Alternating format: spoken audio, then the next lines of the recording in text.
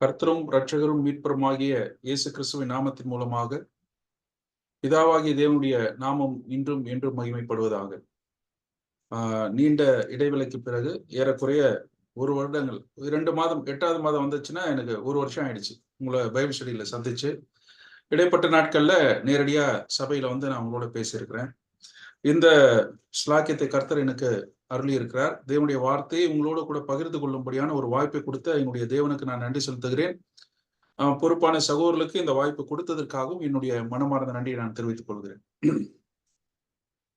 தேவனுடைய இந்த குறுகிய காலத்துல பிரதர் மதியானம் பேசி சொல்லியிருந்தாங்க, என்ன சப்ஜெக்ட்ல பேசலாம், ஒரு 4 வகுப்புகள் உங்களோட கூட எடுக்கிறதுக்கு எந்த சப்ஜெக்ட்ல இருந்து பேசலாம்னு சொன்ன போது, யூதா எழுதின நிருபத்துல இருந்து ஒரு வசனத்தை நான் காட்ட விரும்புகிறேன், நான் ஞாபகப்படுத்த விரும்புகிறேன். யூதா என்ன சொல்றாருன்னா, உங்களுக்கு பொதுவான ரட்சிப்பை குறித்து நான் எழுதுவதற்கு நான் எழுதலாம் என்று இருந்தேன்.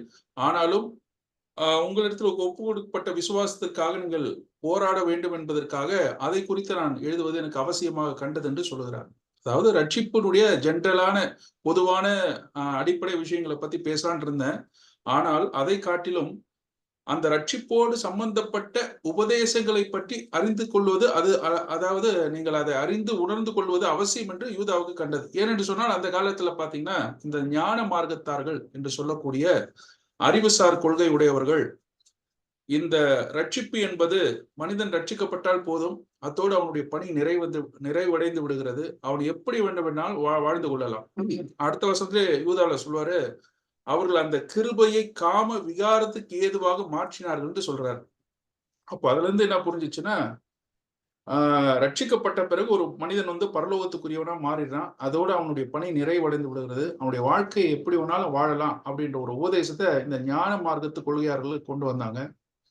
அதுக்கு இன்னொரு ரீசனும் இருந்துச்சு. என்ன ரீசன் இருந்துச்சுன்னா, இந்த சரீரம் வந்து தவறான ஒரு தீமை நிறைந்த ஒன்று, அழிவுக்குரிய ஒன்று. அதனால சீக்கிரமா இதுல எவ்வளவு நாள் தப்பு நம்ம செஞ்சு இதை வந்து நம்ம அழிவுக்கு நம்ம இந்த சரீரத்தை வந்து அழிவுக்கு உட்படுத்தலாம் அப்படின்ற ஒரு கான்செப்ட் அவங்களுக்குள்ள இருந்துச்சு. எனவே இப்ப நான் என்ன சொல்ல போறேன், உங்களோட இந்த பைபிள் ஸ்டடியில உங்களோட கூட ஷேர் பண்ணக்கூடிய விஷயம் என்னன்னா, ரட்சிப்பை பத்தி தான் பேச போறேன். ரட்சிப்பை பற்றி மட்டும் இல்ல, ரட்சிப்போடு சம்பந்தப்பட்ட உபதேசங்களை உங்களுக்கு எழுதி உணர்த்துவது எனக்கு அவசியமாக கண்டது என்று யூதா சொன்னதை போல, உங்களுக்கு அதை உணர்த்துவது எனக்கு அவசியமாக கண்டது. இன்றைய காலகட்டத்துல எல்டர்ஸ்லாம் வந்து ஒருவனை சல சபையில சேர்த்துக் கொள்ளும் போது ஒரு கேள்வி கேட்பாங்க, நீங்க ரட்சிக்கப்பட்டிருக்கீங்களா அப்படின்னு கேட்பாங்க. அந்த அடிப்படையில ஞானஸ்தானம் கொடுத்து சபையில சேர்த்துக்கிறாங்க. ஆனா உண்மையான நிலையில் அவருடைய உள்ளார்ந்த ஆழ் மனதுல ரட்சிப்பை பற்றிய புரிதல் அவங்களுக்கு எப்படி இருக்கு, பிள்ளைகளுடைய மனதில், அதுவும் இந்த காலகட்டத்துல பர்டிகுலரா இப்ப இருக்கக்கூடிய அதுவும் 2K கிட்ஸ் மத்தியில ரட்சிப்பை பற்றிய புரிதல் எப்படி இருக்கு அப்படின்றது மிகப்பெரிய ஒரு $1 மில்லியன் கொஸ்டின் தான். அதனால ரட்சிப்போடு சம்பந்தப்பட்ட பொதுவான விஷயங்களை பேசுவதை காட்டிலும் ரட்சிப்போடு சம்பந்தப்பட்ட உபதேசத்தில் நான் உங்களோட இந்த டைம்ல பைபிள் ஸ்டடியில பேச விரும்புறேன். சோ நீங்க கவனமா கேளுங்க.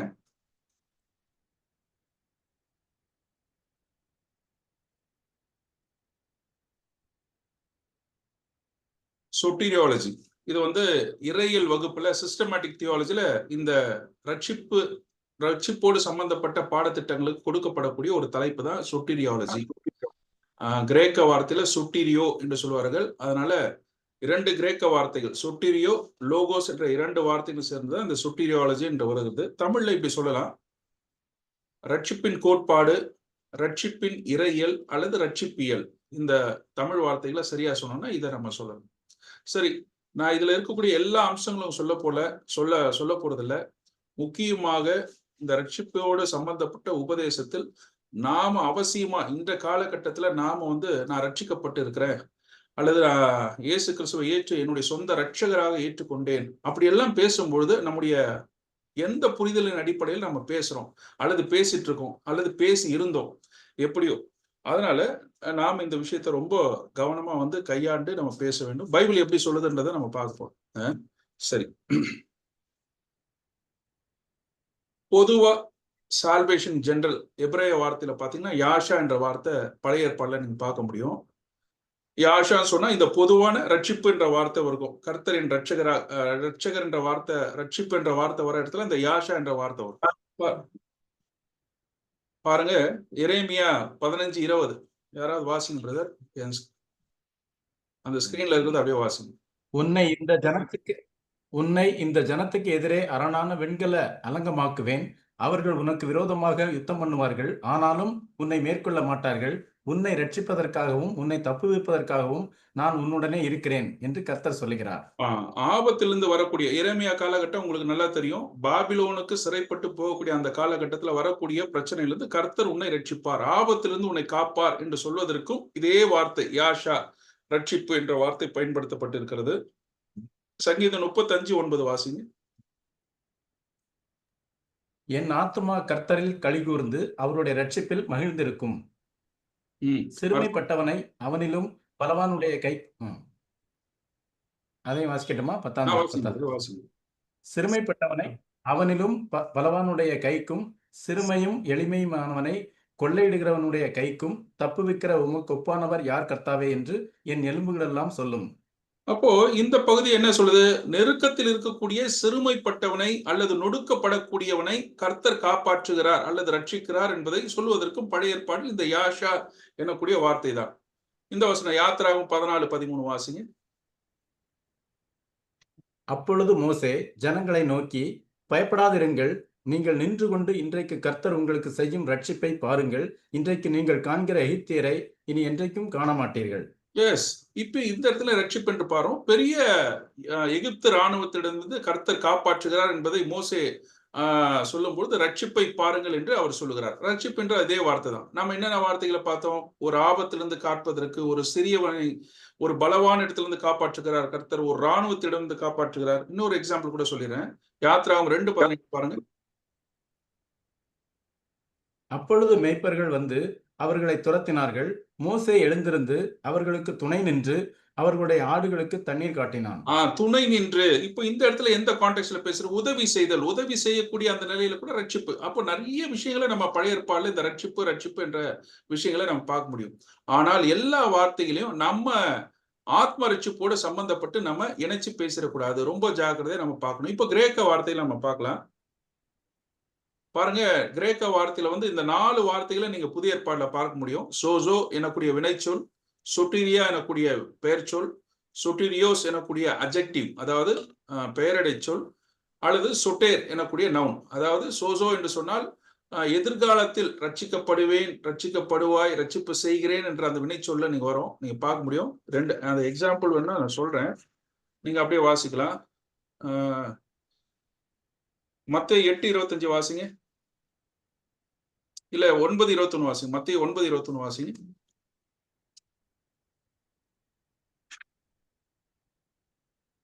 மத்தேயு 9:21. நான் அவருடைய வஸ்திரத்தை ஆகிலும் தொட்டால் சொஸ்தமாவேன் என்று தன் உள்ள 9:21 வாசிங்க. மத்தேயு 9:21. 21 கரெக்ட். அதான் வாசிக்கிறேன். அப்படியே நான் அவருடைய வஸ்திரத்தை ஆகிலும் தொட்டால்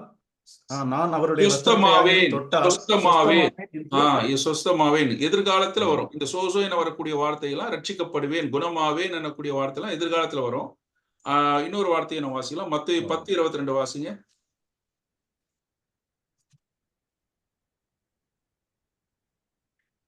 என் நாமத்து நிமித்தம் நீங்கள் எல்லாராலும் பகைக்கப்படுவீர்கள், முடிவு பரியந்தம் நிலை நிற்பவனே ரட்சிக்கப்படுவான். எதிர்காலத்துல வரும். இந்த சொட்டூரியான்றது ரட்சிப்பு, பெயர் சொல், ரட்சிப்புன்னு வரும். சரி, இந்த வார்த்தைகள் தான் பயன்படுத்தப்பட்டிருக்கு. ஆனால் நாம கவனமா நம்முடைய ரட்சகராகிய இயேசு கிறிஸ்து நமக்கு தரக்கூடிய ரட்சிப்போடு இந்த வார்த்தையை எப்படி பொருத்தி பார்க்க வேண்டும் என்பதில் கவனமாக இருக்கணும். நான் திருப்பி அதை சொல்றேன், சில எடுத்துக்காட்டுகளை சொல்றேன் பாருங்க. இந்த வசனம் 2 கொரிந்தியர் 1:6 வாசிங்க. 2 கொரிந்தியர் 1:6. ஆதலால் நாங்கள் உபத்திரவப்பட்டாலும் அது உங்கள் ஆறுதலுக்கும் ரட்சிப்புக்கும் ஏதுவாகும். நாங்கள் ஆறுதலை அடைந்தாலும் அதுவும் உங்கள் ஆறுதலுக்கும் ரட்சிப்புக்கும் ஏதுவாகும். நாங்கள் பாடுபடுகிறது போல நீங்களும் பாடுபட்டு சகிக்கிறதுனாலே அந்த ரட்சிப்பு பலன் செய்கிறது. இப்போ இந்த ரட்சிப்புன்னு வரும்போது, அதுவும் கொரிந்தியர்ல பவுல் பேசும்போது உடனே நம்முடைய ஆத்ம ரட்சிப்பு போகக்கூடாது. இந்த இடத்துல எதை பத்தி பேசுறாரு அவரு? நாங்கள் உபத்திரவப்பட்டாலும் அது உங்கள் ஆறுதலுக்கும் ரட்சிப்புக்கும் நல்லதுன்னு சொல்லும் பொழுது, நீங்கள் பாடுபடும் பொழுது நாங்கள் கொடுக்கக்கூடிய அந்த ஆறுதலிலிருந்து, துன்பத்திலிருந்து நீங்கள் உங்களை மீண்டு வருவதற்கு, காப்பாற்றிக் கொள்வதற்கு இந்த ஆறுதல் போதுமானதாக இருக்கிறதுன்னு பவுல் சொல்றார். நம்ம அப்படிதான் அந்த எடுத்துக்கணும். பாடுகளை, துன்பங்களை மேற்கொண்டு மீளுதல், சொட்டீரியா என்ற வார்த்தை பயன்படுத்தப்பட்டிருக்கிறது. இந்த வசனத்தை வாசிங்க. பிலிப்பியர் 1:19 வாசிங்க. அது உங்கள் வேண்டுதலினாலும் இயேசு கிறிஸ்துவனுடைய ஆவியின் உதவியினாலும் எனக்கு ரட்சிப்பாக முடியும் என்று அறிவேன். எஸ், பவுல் ஜெயில்ல இருக்காரு. அவர் விடுதலைக்காக காத்துட்டு இருக்காரு. அவருடைய விடுதலைக்காக பிலிப்பு மக்கள் அவருக்காக ஜெபம் செய்து கொண்டு இருக்கிறார்கள். அதை நினைவுபடுத்துகிறார். அது உங்கள் வேண்டுதலினாலும் இயேசு கிறிஸ்துவனுடைய ஆவியின் உதவினாலும் அது எனக்கு ரட்சிப்பாக முடியும் என்று சொல்லும்போது பவுல் தன்னுடைய ரட்சிப்பை பற்றி பேசவில்லை, தன்னுடைய விடுதலையை பற்றி பேசுகிறார். சிறையிலிருந்து விடுதலை பற்றி பேசுகிறார். இப்ப பாருங்க, இந்த மத்தேயு 8:25 வாசிங்க. அப்பொழுது அவருடைய சீஷர்கள் வந்து அவரை எழுப்பி, ஆண்டவரே, எங்களை ரட்சியும், மடிந்து போகிறோம் என்றார்கள். ரட்சியும், கடல் சீற்றத்திலிருந்து காப்பாற்றக்கூடிய அந்த ஆபத்திலிருந்து விடுவிக்கும்படியாக கர்த்தரை ஆண்டவரிடத்துல, இயேசு கிறிஸ்துவிடத்துல சீஷர்கள் எல்லாம் கேட்கிறாங்க, எங்களை ரட்சியும் அப்படின்னு சொல்லும் போது சோசோ ரட்சியும் அப்படின்னு பேசுறாங்க. இது ஏற்கனவே நம்ம பார்த்தோம். 9:21 பார்த்தோம். குணமாக்குதலை பற்றி பேசுது. மத்தேயு 27:42 வாசிங்க. மற்றவர்களை ரட்சித்தான், தன்னைத்தான் ரட்சித்துக் கொள்ள திராணி இல்லை. இவன் இஸ்ரவேலின் ராஜாவானால் இப்பொழுது சிலுவையிலிருந்து இறங்கி வரட்டும், அப்பொழுது இவனை விசுவாசிப்போம். சரி, அப்போ இந்த வார்த்தைகள்லாம் பார்க்கும்பொழுது இது சிலுவையில் ஆண்டவர் நமக்கு தந்த ஆத்ம ரட்சிப்போடு சம்பந்தப்பட்டிராத வார்த்தைகள் தான். ஆனால் ஆத்ம ரட்சிப்புக்கு என்ன வார்த்தை பயன்படுத்தப்பட்டிருக்கோ அதே விஷயங்களை தான் துன்பத்திலிருந்து மீளுவதற்கும், குணமாவதற்கும், வியாதியிலிருந்து, கடல் சீற்றத்திலிருந்து, ஒரு ஆபத்திலிருந்து விடுதலை ஆவதற்கும் இதே வார்த்தை தான் பயன்படுத்தப்படுகிறது. இப்ப பாருங்க, நம்ம விஷயத்துக்கு வரலாம். இப்ப 2 வார்த்தைகளை பத்தி பார்த்தோம். யாஷா என்ற வார்த்தையை பார்த்தோம். சொட்டீரியா, சோசோ எனக்கூடிய வார்த்தைகளை பார்த்தோம். 2 வார்த்தைகளும் பொதுவா ரட்சிப்பு என்ற டாபிக்ல தான் பேசுது. ஆனால் அது நம்முடைய ஆத்ம ரட்சிப்பை பத்தி பேசலன்றதுக்கு சில எடுத்துக்காட்டுகளை பார்த்தோம். இப்ப நாம விஷயத்துக்கு வர்றோம். நம்ம காஸ்பல் சொல்றோம். அந்த கிரேக்க வார்த்தையில யுவாங்கிலியோன் எனக்கூடிய கிரேக்க வார்த்தை 2 வார்த்தை. யூ என்று சொன்னால் மேலான, சிறப்பான, உயர்வான, நல்ல, சிறந்த என்ற அர்த்தத்தை நாம் சொல்லலாம்.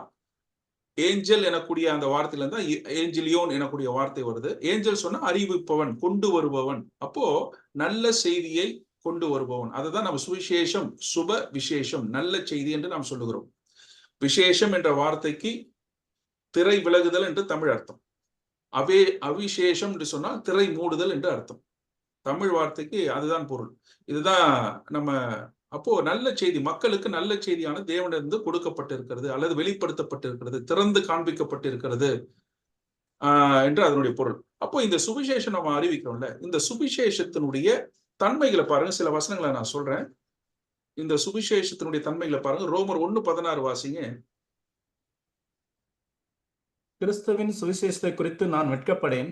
முன்பு யூதரிலும் பின்பு கிரேக்கரிலும் விசுவாசிக்கிறவன் எவனோ அவனுக்கு ரட்சிப்பு உண்டாவதற்கு அது தேவபலனா இருக்கிறது. சுவிசேஷத்தை பத்தி பேசும்பொழுது, அந்த நல்ல செய்தியை பற்றி பேசும்போது அதுக்கு ஒரு பேர் கொடுக்குறாங்க, கிறிஸ்துவின் சுவிசேஷம் என்று சொல்லப்படுகிறது. கவனமா கேட்டுடுவாங்க.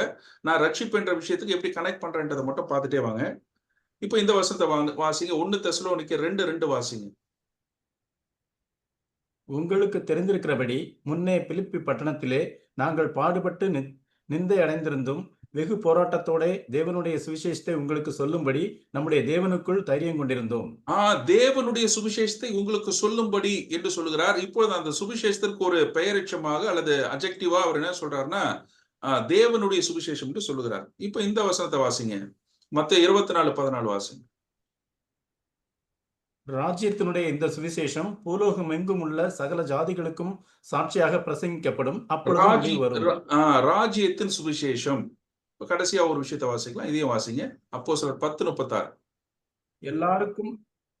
எல்லாருக்கும் கர்த்தராயிருக்கிற இயேசு கிறிஸ்துவை கொண்டு அவர் சமாதானத்தை சுவிசேஷமாய் கூறி இஸ்ரவேல் புத்திரருக்கு அனுப்பின வார்த்தையை அறிந்திருக்கிறீர்களே. அப்போ கிறிஸ்துவை பற்றி சுவிசேஷத்தினுடைய அந்த கண்டென்ட்ல கருப்பொருளா இருக்கிறது கிறிஸ்துன்னு பார்த்தோம், தேவனுடைய சுவிசேஷன் பார்த்தோம், ராஜ்யத்தினுடைய சுவிசேஷன் பார்த்தோம், சமாதானத்தினுடைய சுவிசேஷன் பார்க்கிறோம். இந்த சுவிசேஷத்துல அம்சங்களாக சமாதானம் வருகிறது, ராஜ்யம் வருகிறது, தேவன் வருகிறார், கிறிஸ்து வருகிறார். ஆக சுவிசேஷம் என்ன சொல்ல வருகிறது? இந்த வசனத்தை வாசிங்க. சுவிசேஷத்தினுடைய மையம், கோர், அது என்னன்னு பார்ப்போம். எபேசியர் 1:13 வாசிங்க. நீங்களும் உங்கள் ரட்சிப்பின் சுவிசேஷமாகிய சத்திய வசனத்தை கேட்டு விசுவாசிகளான போது வாக்குத்தத்தம் பண்ணப்பட்ட பரிசுத்த ஆவியால் அவருக்குள் முத்திரை போடப்பட்டீர்கள். எஸ், ரொம்ப பாருங்க.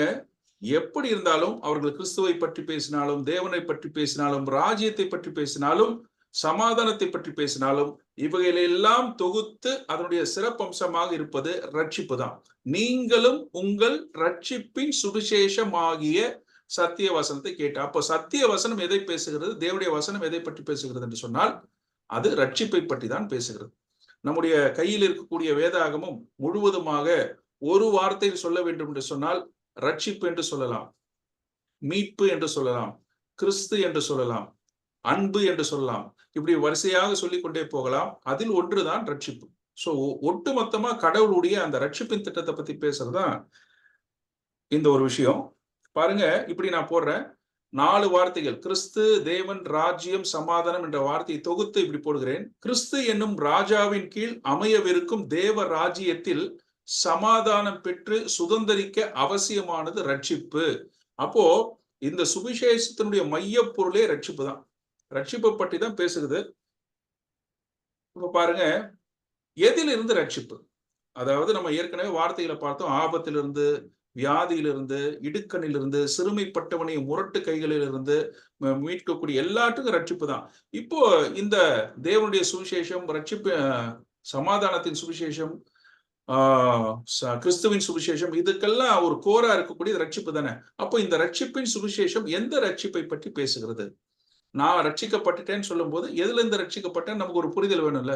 தம்பி, நீ ரட்சிக்கப்பட்டிருக்கியான்னு கேட்டா நீ எதுல இருந்து ரட்சிக்கப்பட்டு இருக்கீங்கன்றத நாம புரிஞ்சு கேட்கிறோமான்றது ஒரு ஒரு புரிதல் இருக்கணும்ல. இப்ப பார்க்கலாம், பைபிள் என்ன சொல்லுதுன்னு பார்க்கலாம். ஆதியாகமம் 2:17 வாசிங்க. ஏற்கனவே இந்த வசனங்களை நான் உங்களுக்கு சொல்லியிருப்பேன்னு நினைக்கிறேன். வாசிங்க.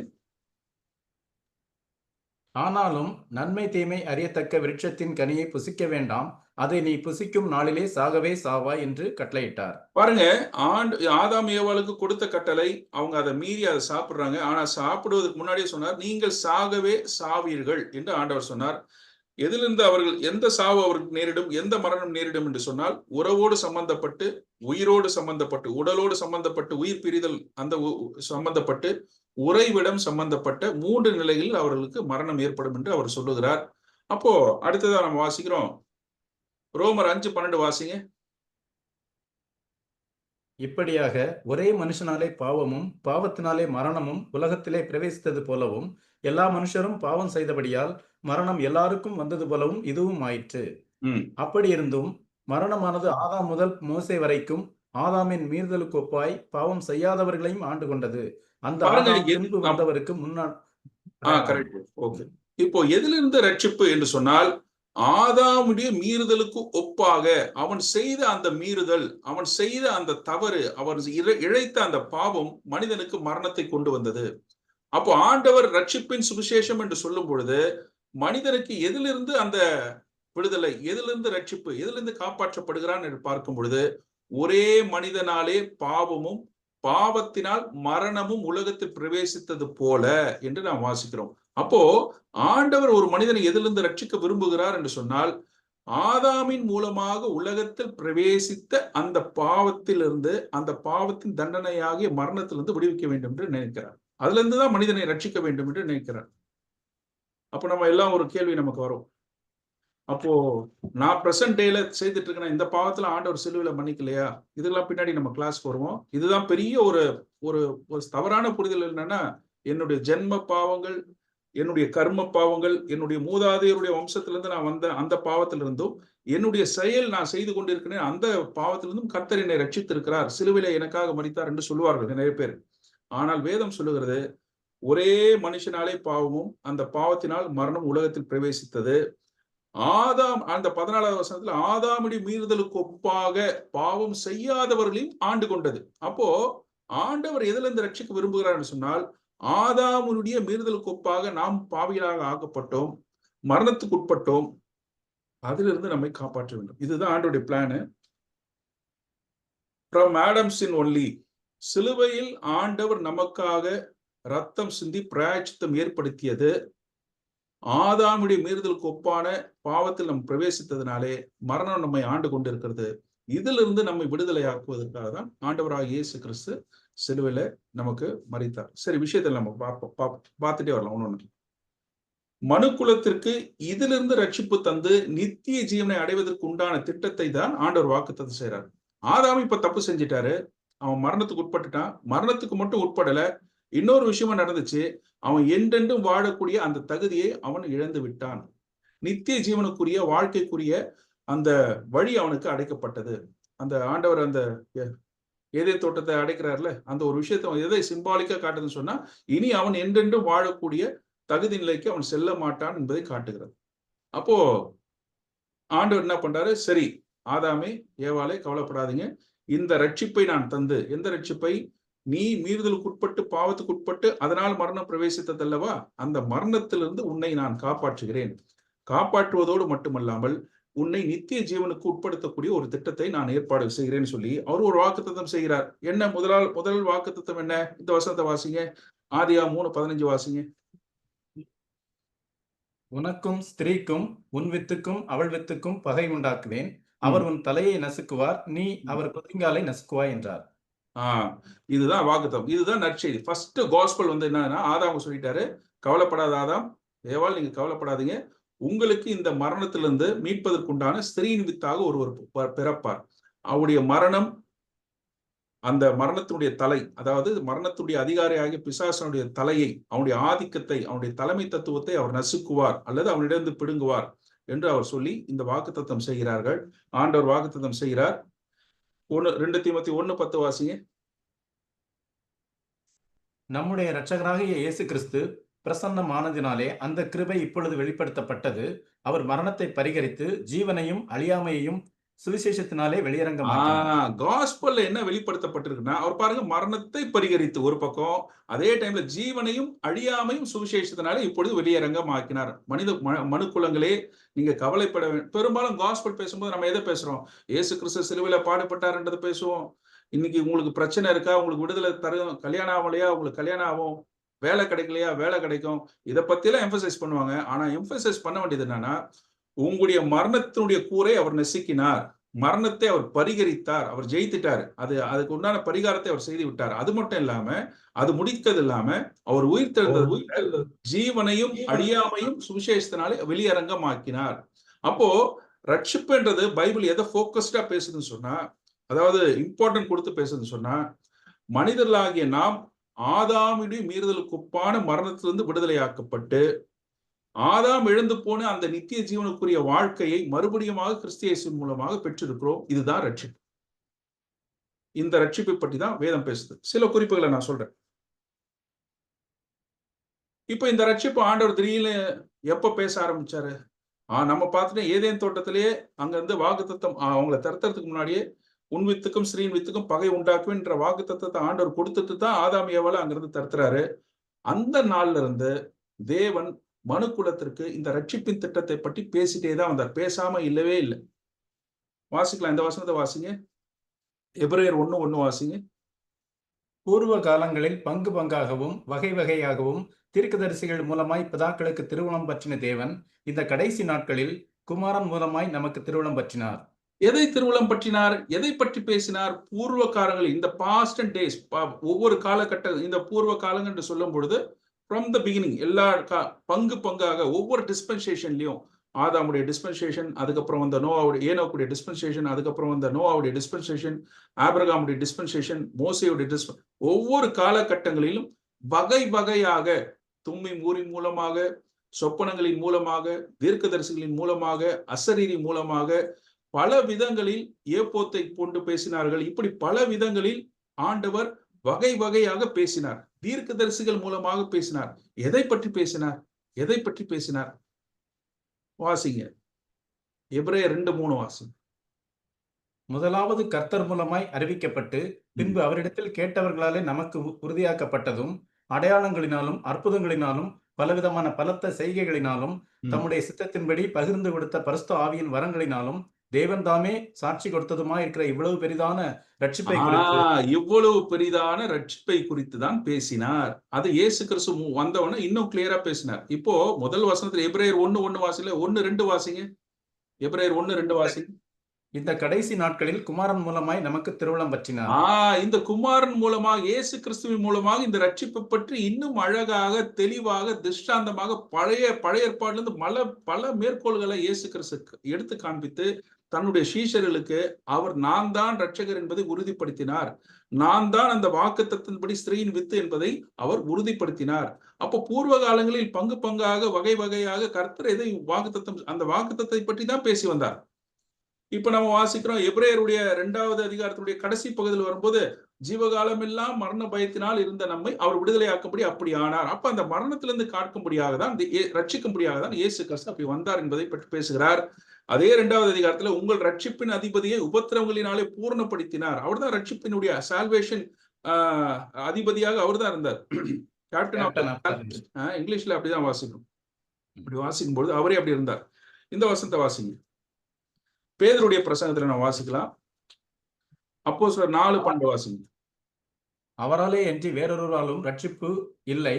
நாம் ரட்சிக்கப்படும்படிக்கு வானத்தின் கீழங்கும் மனுஷர்களுக்குள்ளே அவருடைய நாமமே அல்லாமல் வேறொரு நாமம் கட்டளையிடப்படவும் இல்லை என்றார். கிளியர் கட்டா பேசுறார். இயேசு கிறிஸ்துவே அல்லாமல், அந்த ஸ்திரீயின் வித்தில் பிறந்தவரே அல்லாமல், வாக்குத்தத்தம் செய்யப்பட்ட அவரே அல்லாமல் நாம் ரட்சிக்கப்படும்படிக்கு அந்த நாமமே அல்லாமல் வேறொரு நாமம் கட்டளையிடப்படவில்லை என்று சொல்லும் பொழுது எந்த ரட்சிப்பை பற்றி பேசுகிறார்? உங்க எல்லாருக்கும் நான் சொல்லிட்டு வந்தது கரெக்டா பேக்ரவுண்ட் பார்த்துட்டு வந்தீங்கன்னா, ஆதாமுடைய மீறுதலுக்கு ஒப்பான அந்த பாவம், ஆதாமுடைய மீறுதலுக்கு ஒப்பான அந்த பாவத்தினுடைய விளைவால் வந்த மரணத்திலிருந்து, அந்த மீறுதலிலிருந்து நம்மை ரட்சிக்கும்படியாக, மரணத்திலிருந்து ஒண்ணு பிராயச்சித்தம், இன்னொன்று நித்திய ஜீவனுக்கு உட்படணும். இந்த ரட்சிக்கும்படியாக தான் இயேசு கிறிஸ்து அவருடைய நாமம் கட்டளையிடப்பட்டிருக்குன்னு பேதுரு பிரசங்கம் பண்றாரு. பவுலுடைய பிரசங்கத்தை பாருங்க. அப்போஸ்தலர் 16:30 வாசிங்க. அவர்களை வெளியே அழைத்து வந்து, ஆண்டவமாரே, ரட்சிக்கப்படுவதற்கு நான் என்ன செய்ய வேண்டும் என்றான். சிறைச்சாலைக்காரன் பவுல் அந்த சிறைச்சாலையில இருந்து தப்பிச்சு போயிட்டாருன்னு நினைக்கிறாரு. அப்போ பவுல் உள்ள இருந்து குரல் கொடுக்குறாரு, நீ உனக்கு ஒன்றும் கெடுதி செய்து கொள்ளாதே, நாங்கள் எல்லாம் இங்கதான் பத்திரமா இருக்குன்னு சொன்ன உடனே அந்த சிறைச்சாலைக்காரன் ஓடி வந்து அவன் சொல்லக்கூடிய முதல் வார்த்தை, ஆண்டவர் மாதிரி ரட்சிக்கப்படுவதற்கு நான் இந்த என்ன செய்ய வேண்டும் என்ற வார்த்தையை சொல்வதற்கு உண்டான அந்த ஒரு ஐடியா அவனுக்கு எங்க கிடைச்சிச்சு? 16-17 வாசிங்க. அவள் பவுலையும் எங்களையும் பின்தொடர்ந்து வந்து, இந்த மனுஷர் உன்னதமான தேவனுடைய ஊழியக்காரர், ரட்சிப்பின் வழியை நமக்கு அறிவிக்கிறவர்கள் என்று சத்தமிட்டாள். அசுத்தாவி பிடித்த பெண் சொல்லக்கூடிய சாட்சி பாருங்க. ரட்சிப்பின் வழியை நமக்கு உபதேசிக்கிறார்கள். பிலிப்பு பட்டணத்துல அப்போஸ்தலனாகிய பவுல் எதை பற்றி பேசினார்? ரட்சிப்பை பற்றி பேசினார். இந்த ரட்சிப்பை பத்தி பேசின உடனேதான் சிறைச்சாலைக்காரனுக்கும் அந்த ஐடியா தட்டுது. உடனே பவுல் மேல என்னதான் குற்றச்சாட்டு பண்ணியிருந்தாலும் அந்த ரட்சிப்பை பற்றி தெரிந்து கொள்வதற்கு ஆசையா இருந்தாரு. அப்ப பவுலும் கூட தன்னுடைய சுவிசேஷங்களிலே இந்த ரட்சிப்பை பற்றி தெளிவாக பேசியிருக்கிறார். கிறிஸ்துவுடைய பிறப்புல பாருங்க, மத்தேயு 1:21 வாசிங்க. அவள் ஒரு குமாரனை பெறுவாள், அவருக்கு இயேசு என்று பெயரிடுவாயாக, ஏனெனில் அவர் தமது ஜனங்களின் பாவங்களை நீக்கி அவர்களை ரட்சிப்பார் என்றான். கிறிஸ்து பிறப்பதற்கு முன்பதாக கருவிலே அந்த மரியாளுடைய கருவிலே உருவான பிறகு அவன் தள்ளி விடுவதற்கு மனதாக இருந்த பொழுது யோசேப்பிடத்துல பேசுகிறார், அவனுக்கு இயேசு என்று பெயரிடு. ஏன்னு சொன்னா அந்த பேருக்கும் ரட்சகர் என்றுதான் அர்த்தம். அவர் தம்முடைய ஜனங்களின் பாவங்களை நீக்கி ரட்சிப்பார். எந்த பாவங்கள் நீங்க மனசுல வச்சுக்கணும்? ஆதாமுடைய மீறுதலுக்கு ஒப்பான பாவத்திலிருந்து ரட்சிக்கக்கூடிய ரட்சகர். இதுதான் யாருக்கு? நம்ம யோசேப்புக்கு அறிவிக்கிறாரு. லூக்கா 2:11 வாசிங்க. இன்று கர்த்தராகிய கிறிஸ்து என்னும் ரட்சகர் உங்களுக்கு தாவீதின் ஊரிலே பிறந்திருக்கிறார். வாக்குத்தத்தம் செய்யப்பட்ட மேசியா அவர்தான் என்னும் ரட்சகர் உங்களுக்கு தாவீதின் ஊரிலே பிறந்திருக்கிறார் மேய்ப்பர்கள் சொல்றாங்க. அப்ப எல்லாருக்கும் ஒரு ஐடியா இருந்தது, ஓஹோ எப்போ இந்த ரட்சகர் பிறப்பாரு? எந்த ரட்சகரு?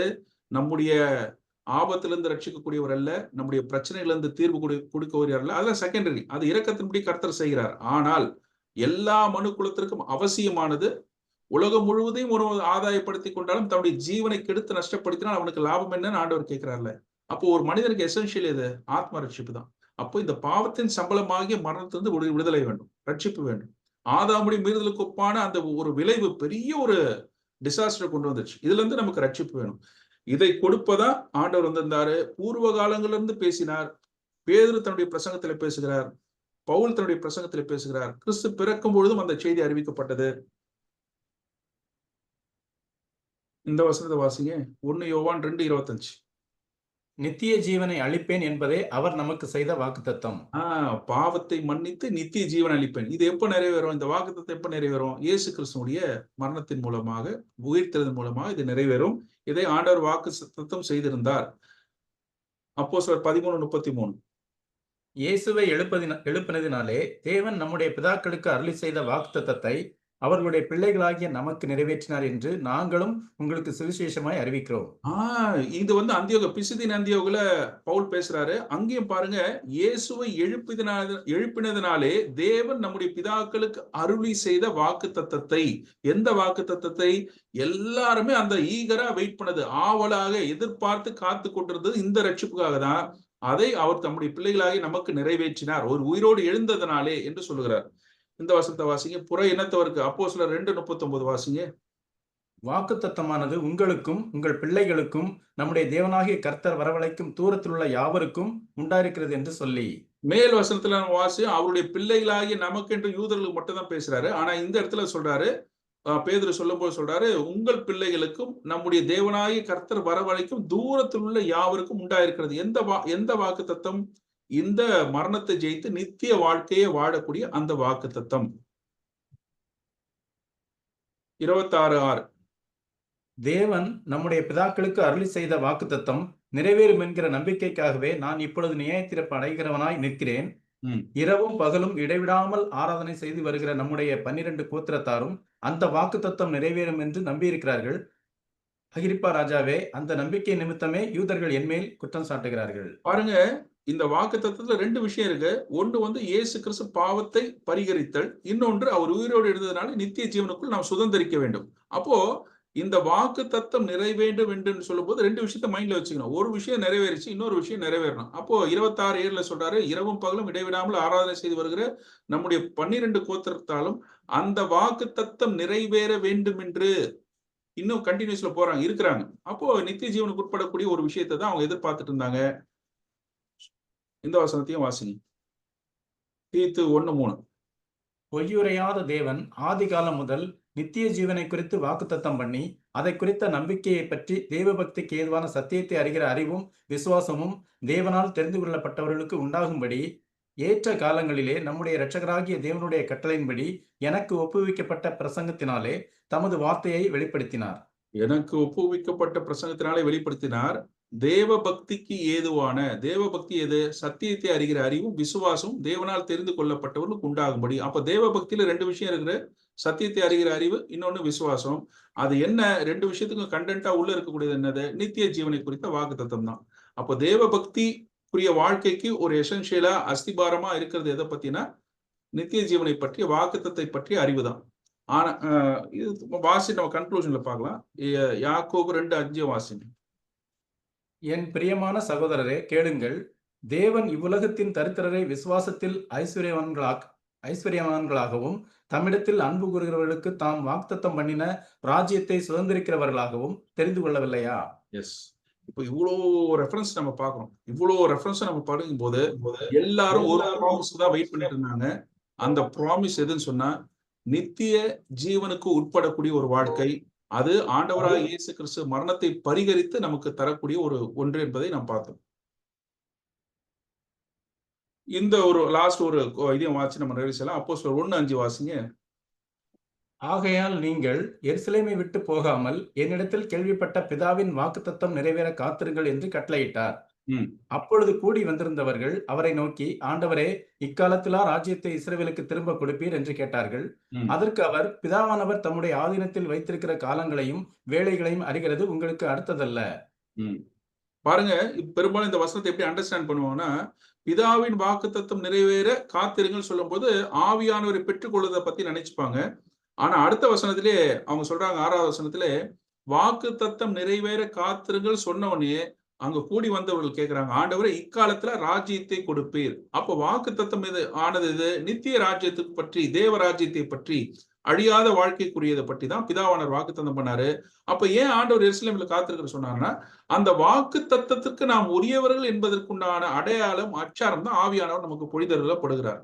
அப்ப ஆவியானவர் நமக்குள் எதற்கு கொடுக்கப்படுகிறான்னு சொன்னால், நாம மரணத்தை பரிகரித்து நித்திய ஜீவனுக்கு உட்படுவோம் என்பதற்குண்டான ஒரு அச்சாரம் தான் இந்த பரிசுத்த ஆவியானவர். எபேசியர் 1:13 வாசிச்சோம். நீங்களும் உங்கள் ரட்சிப்பின் சுவிசேஷமாகிய சத்திய வசனத்தை கேட்டு விசுவாசிகள் ஆன பொழுது வாக்குத்தத்தம் பண்ணப்பட்ட பரிசுத்த ஆவின்னு சொல்றாங்கல்ல, வாக்குத்தத்தம் பண்ணப்பட்டதை அடைவதற்கு பரிசுத்த ஆவியானவரை நாம் முத்திரையாக பெற்றிருக்கிறோம் என்பதை வாசித்தால் அது இன்னும் சரியாக இருக்கும்.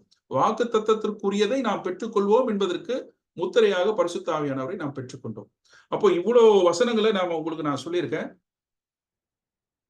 இப்போ நீங்க சொல்லுங்க, நம்முடைய ரட்சிப்பை பற்றிய புரிதல் சரியானதுதானா? நான் இவ்வளவு நாள் ரட்சிப்பை பற்றி என்ன நினைச்சிட்டு இருந்தேன்? ஆண்டவரே, நான் ரட்சிக்கப்பட்டேன் மனசுல ஒரு விசுவாசி ஒரு எல்டர்களை நான் ரட்சிக்கப்பட்டேன்னு சொல்லும் பொழுது என்ன நம்ம பேசணும்? மைண்ட்ல என்ன நினைச்சு சொன்னன்றதை நீங்க தான் யோசிச்சு பார்க்கணும். மற்றவங்க இதுவரையும் சொன்னவங்க, இனிமேல் சொல்ல போறவங்க எல்லாமே இந்த ரட்சிப்பை கன்ஃபஸ் பண்ணி தான் பேசணும். ஆண்டவரே, ஆதாமுடைய மீறுதலுக்கு ஒப்பான அந்த பாவத்தினுடைய தண்டனையாக மரணத்திலிருந்து ரட்சிப்பதற்காக நீங்க இந்த உலகத்துல வந்தீங்க, அந்த பிராயச்சித்தத்தை ஏற்படுத்தினீங்க, நான் அதை விசுவாசிக்கிறேன். தேவன் உங்களை உயிரோடு எழுப்பினார் என்பதை உங்களுடைய இருதயத்துல நீங்கள் விசுவாசித்தால் நீங்க என்ன பண்றீங்க? உயிர்த்து நித்திய ஜீவனுக்குரியவர்களா மாறுறீங்க. அதுதான் ஆக்சுவலா ரட்சிப்பு. இதுவரையும் நம்ம ரட்சகராக இயேசு கிறிஸ்துவை பற்றி நம்ம புரிதல் எப்படி நினைச்சிருந்தோம்? அது சரியானதா இருந்துச்சா? இதெல்லாம் கேள்வி உங்களை நீங்களே வைத்து பாருங்க. நான் இவ்வளவு ரெஃபரன்ஸ் சொல்லியிருக்கேன். இந்த ரெஃபரன்ஸ்லாம் எதை காட்டுதுன்னு சொன்னா, ஒரே ஒரு விஷயத்தை தான் எம்பசைஸ் பண்ணிச்சு. ப்ராமிஸ் பண்ணப்பட்ட வாக்குத்தத்தம் பண்ணப்பட்டதை நிறைவேற்றினார் இயேசு கிறிஸ்து. அந்த வாக்குத்தத்தம் பண்ணப்பட்டது ஸ்திரீயின் வித்தாக அவர் அந்த மரணத்தை பரிகரிக்க வேண்டும், ஜீவனையும் அழியாமையும் அவர் பெற்றுக்கொள்வார்கள், அந்த சுவிசேஷமா அறிவிக்கப்படக்கூடிய அந்த நித்திய வாழ்க்கையை பெற்றுக்கொள்ள வேண்டும் என்பதுதான் காஸ்பல். உங்கள் ரட்சிப்பை பற்றி நீங்கள் என்ன நினைக்கிறீர்கள்? உங்கள் ரட்சிப்பு ஜெனியூனா? இவ்வளவு நாள் நீங்க சில பேர் ஞானஸ்தானம் அறிவிப்பு சொல்லி நீங்க ஞானஸ்தானம் எடுத்திருக்கலாம், இல்ல எடுக்க போறவங்களா இருக்கலாம், எடுத்து பல வருடங்கள் ஆனவங்களா இருக்கலாம். இந்த ஒரு நினைவோடு கூட நம்ம ரட்சகரை நம்ம இயேசு கிறிஸ்துவை அறிந்திருக்கிறோமா? எவ்வளவு சூப்பரான ஒரு விஷயத்தை ஆண்டவர் செஞ்சிருக்காருல்ல. எவ்வளவு பெரிய விஷயம். இனி உலகத்துல எந்த ஒரு மதத்திலும் எந்த ஒரு மனிதனுக்கும் கிடைக்காத ஒரு அஷூரன்ஸ் என்ன தெரியுமா? எட்டர்னல் லைஃப் ஆண்டவர் ப்ராமிஸ் பண்ணியிருக்காரு. மரணத்தை அவன் ஜெயிச்சாதான் எட்டர்னல் லைஃப் போக முடியும். மரணத்தை ஜெயிப்பதுக்கு உண்டான வழியே மனிதனுக்கு தெரியல. அவன் நினைக்கிறான் பல பல பிறவிகள் எடுக்கணும், அல்லது இன்னைக்கு முஸ்லிம் சொல்ற மாதிரி ஒரு நன்மை தீமைக்கு ஆண்டவர் எடை போட்டு அல்லாஹ் எடை போட்டு அவர் நன்மையை மட்டும் செஞ்சிருந்தா அவனுக்கு பரலோகம், கெட்டதை செஞ்சா நரகம்னு சொல்லிக்கூடிய ஒரு பாயிண்ட் ஆஃப் வியூல பேசியிருந்தா எத்தனை பேர் பரலோகத்துக்கு போக முடியும்? எத்தனை பேர் நன்மையை பெற்றுக்கொள்ள முடியும்? இன்னைக்கு நாத்திகர்லாம் சொல்லி கடவுளே இல்லை, அதனால எப்படி வேணாலும் வாழலாம், பரலோகன்றதுலாம் ஒண்ணு இல்லைன்னு பேசுறாங்க. பைபிள் பின் பாயிண்டா ஷார்ப்பா சொல்லக்கூடிய விஷயம், பாவத்தின் சம்பளம் மரணம். அந்த மரணத்திலிருந்து ஒருவன் விடுதலை அடைந்தால் அவன் நித்திய ஜீவனுக்கு உட்படுவான். அதற்கு ஒரே வழி இயேசு கிறிஸ்து. அவருடைய நாமமே இல்லாமல் வேறொரு நாமம் கட்டளை இடப்படவில்லை. அவர்தான் ரட்சகர், அவர்தான் சொட்டேர், அவர்தான் நமக்கு அந்த சொட்டீரியாவை கொடுத்திருக்கிறார். அதனால இன்னைக்கு இந்த முதல் வகுப்புல இன்ட்ரடக்ஷன், ரட்சிப்பை பற்றி ஒரு இன்ட்ரடக்ஷன். பைபிள் பேசக்கூடிய ரட்சிப்பு எதை பற்றி பேசுகிறது? நான் ரட்சிக்கப்பட்டேன், நான் ரட்சிக்கப்பட்டு இத்தனை வருடம் ஆகிறது, என்னுடைய ஆண்டவர் எனக்கு ரட்சிப்பை ஏற்படுத்தினார் என்று சொல்லும் பொழுதெல்லாம் உங்களுடைய மனதிலே நீங்கள் கவனமாக கொள்ள வேண்டியது இந்த வாக்குத்தத்தம். ஆண்டவர் நம்முடைய ரட்சகர் அதை தான் நிறைவேற்றிருக்கிறார். எனவே இந்த முதல் வகுப்புல இதை நம்ம முடிச்சிடலாம். அடுத்த வகுப்புல இந்த ரட்சிப்பினுடைய 3 கூறுகளை நம்ம அடுத்த 3 வகுப்புல நம்ம பார்ப்போம். ஒவ்வொன்றும் ஒரு கிளாஸ்ல பார்ப்போம். அப்போ இன்னும் உங்களுடைய ரட்சிப்பினுடைய ஜெனியூனஸ், உண்மைத்தன்மை அல்லது ரட்சிப்பை பற்றிய சரியான ஒரு புரிதலுக்கு நீங்க வருவீங்க. அப்போ உங்களுக்கு அது இன்னும் கூட ரட்சிப்பை பற்றிய ஒரு ஜாக்கிரதை, ஒரு விழிப்புணர்வை நிச்சயமாக ஏற்படுத்தும் என்று நான் விசுவாசிக்கிறேன். எனவே இந்த வேளையிலே இந்த வாய்ப்பு கொடுத்த இந்த நேரத்திற்காக சபையாருக்கு மறுபடியும் என்னுடைய நன்றியை நான் தெரிவித்துக் கொள்கிறேன். அடுத்த வாரத்திலே நாம் சந்திப்போம். கர்த்தருடைய நாமம் மகிமைப்படுவதாக. Thank you brother. சகோதரர் காமராஜ் அவர்கள் ஜெபம் செய்து கூட்டத்தை நிறைவு செய்வார்கள். சகோதரர் காமராஜ். ஜெபம் பண்றேங்கண்ணே. தாமதத்துக்கு மன்னிக்கவும். மகா இரக்கமுள்ள பரிசுத்த பிதாவே, இந்த நாள் மாலை வேளையிலே உங்களுடைய சமூகத்திலே நிற்கும்படியான கிருபையை தந்தீர். உங்களுக்கு நன்றி செலுத்துகிறோம் கர்த்தாவே. சபையாரோடு கூட அடியானமாக இந்த நிகழ்ச்சியிலே கர்த்தாவே வேத தியானப்பு நிகழ்ச்சியிலே கலந்து முடியான கிருபை தந்தீர். உங்களுக்கு நன்றி செலுத்துகிறேன். போக்கில் மருத்துவ இந்த நாட்களிலே எங்களை பாதுகாத்தீர், பராமரித்தீர். அதற்காக நன்றி செலுத்துகிறேன் கர்த்தாவே. மழையை கொடுத்திருக்கிறீர். எங்கள் உள்ளங்களையும் குளிர்ச்சியாக்கி இருக்கிறீர். உமக்கு நன்றி செலுத்துகிறோம் கர்த்தாவே. அதோடு மட்டுமில்லாமல் கர்த்தாவே, இந்த செவ்வாய்க்கிழமை ஆண்டவரே வழக்கமாக நடைபெறும் இந்த நிகழ்ச்சியின் மூலமாக கர்த்தாவே, வேத தியானங்களை நாங்கள் தெரிந்து கொள்ளவும் அவைகளை ஆராயவும் கொடுத்த கிருபைக்காக உமக்கு நன்றி செலுத்துகிறோம் கர்த்தாவே. இந்த நாளிலே சகோதரன் மூலமாக கர்த்தாவே, வரராஜன் ஐயா மூலமாக எங்களுக்கு கொடுத்த செய்திக்காக உமக்கு நன்றி செலுத்துகிறோம் கர்த்தாவே. ஆண்டவரே, நீ ரட்சிப்பின் திட்டத்தை நிறைவேற்றுவதற்கு இந்த பூமியிலே வந்தீர் என்பதை நாங்கள் அறிந்து கொள்கிறோம் கர்த்தாவே. அதற்காகவே இந்த கல்வாரி சிலுவையிலே நீர் மரித்தீர், ஆனாலும் உயிர்த்தீர். அதன் மூலம் அந்த ரட்சிப்பை எங்களுக்கு ஸ்திரப்படுத்தியிருக்கிறீர் என்பதை நினைத்து நன்றி செலுத்துகிறோம் கர்த்தாவே. மீண்டுமாக இது தொடர்ந்து நாங்கள் இதிலே பங்கு பெறும்படியான கிருபையும் சூழ்நிலையிலும் ஆண்டவரை நீர் ஏற்படுத்தி கொடுக்க வேண்டுமாய் முடித்து விடும் கர்த்தாவே. சபைக்குள் விசுவாச குடும்பங்கள் எல்லாரையும் நீர் பராமரித்து பாதுகாத்துக் கொள்ள வேண்டுமாய் முடித்து விடும். இந்த காலங்கள் முழு கர்த்தாவே, இந்த வாரம் முழுவதும் எங்களை நீர் வழிநடத்த வேண்டுமாய் முடித்து விடும் கர்த்தாவே. துதி கன மகிமை மிக்க செலுத்துகிறோம். எல்லாவற்றையும் எங்கள் மீட்பு ரட்சகருமா இருக்கிற இயேசு கிறிஸ்து மூலம் தாழ்மையாக ஏறெடுக்கிற நல்ல பிதாவே, ஆமென். பிரதர், இந்த அதாவது சந்தேகங்கள் இருந்தா இன்றைக்கு எடுத்த